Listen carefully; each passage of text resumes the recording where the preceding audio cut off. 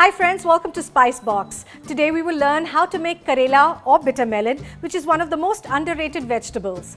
Today I will show you how to make it Sindhi style in an onion and tomato gravy. Crunchy rondelles of Karela or bitter melon are cooked along with onions, tomatoes and a surprise ingredient, cardamom. Let's run through the ingredients that we require. To begin with, we'll require bitter melon or Karela. I have 250 grams here. I will show you how to peel and cut it. Next, I have 1 cup of onions that have been sliced, 1 cup of tomato that has been grated, 2 to 3 green chilies that have been sliced, 1 tablespoon each of ginger and garlic paste, 1 teaspoon amchur powder, 1/4 of a teaspoon cardamom powder, half a teaspoon turmeric, 1 tablespoon coriander powder, salt to taste, half or 3/4 of a teaspoon of red chili powder. I have Kashmiri red chili powder, and finally half a cup of beaten yogurt. To begin with, let's prepare the bitter gourd. So here I have the bitter gourd, and what I'm doing is I'm going to lightly scrape it with my peeler. You just want a little bit of the crinkly edges out. Now some people remove it altogether, but I like to have that little crinkly texture on the edge because it holds on to the gravy or spice mix really well. So I just lightly take the ridges off. After coarsely peeling the skin off the bitter melon or the Karela, I'm just cutting the edges off. We don't need these, set this to a side. And now cut them into thin slices, not very thin and not very thick. It should not disintegrate when we cook it. So just like so, just make even slices.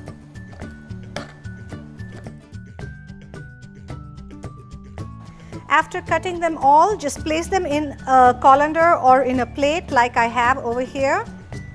And then just take a little bit of salt, apply it on the top, and a little bit of turmeric, just about 1/4 of a teaspoon. Mix it in and let this sit for about 20 minutes to half an hour.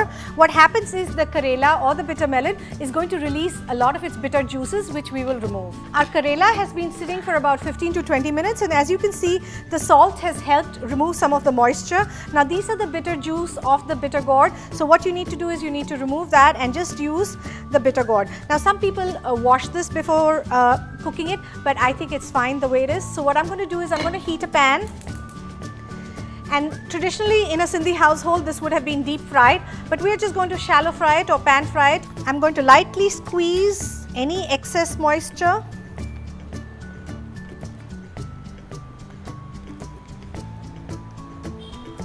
And add it to the pan.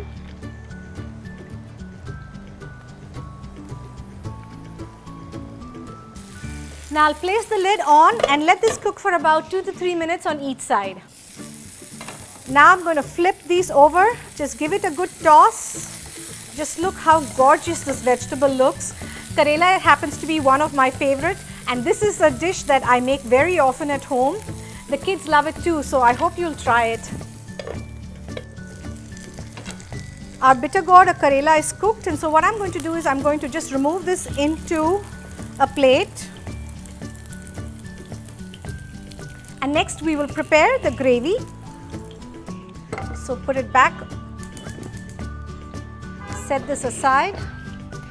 Let me get my ginger and garlic paste.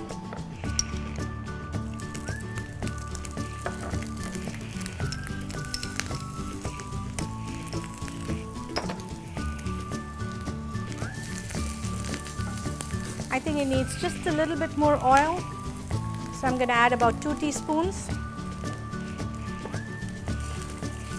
Mix everything in.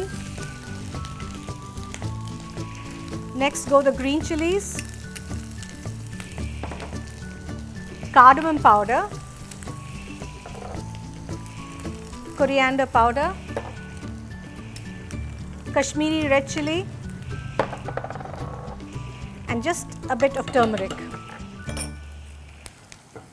Now mix all of this.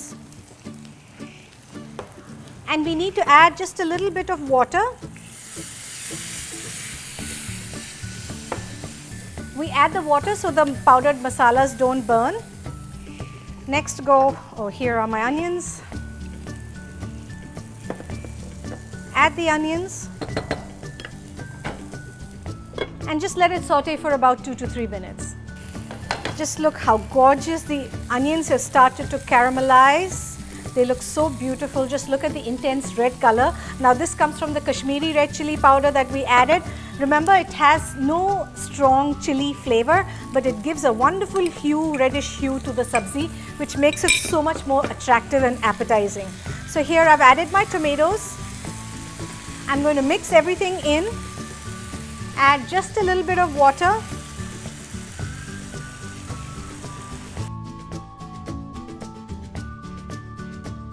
Stir everything, and now we're going to cook this for again another 4 to 5 minutes, just until the onions are cooked. So just place the lid back on and wait for another 4 minutes. Our tomatoes are nice and pulpy. I'm going to add a little bit of coriander leaves at this point. Mix everything in, and the tomatoes are perfectly cooked. Now here I'm going to just lightly beat the curds or yogurt, and then I'm going to be adding it.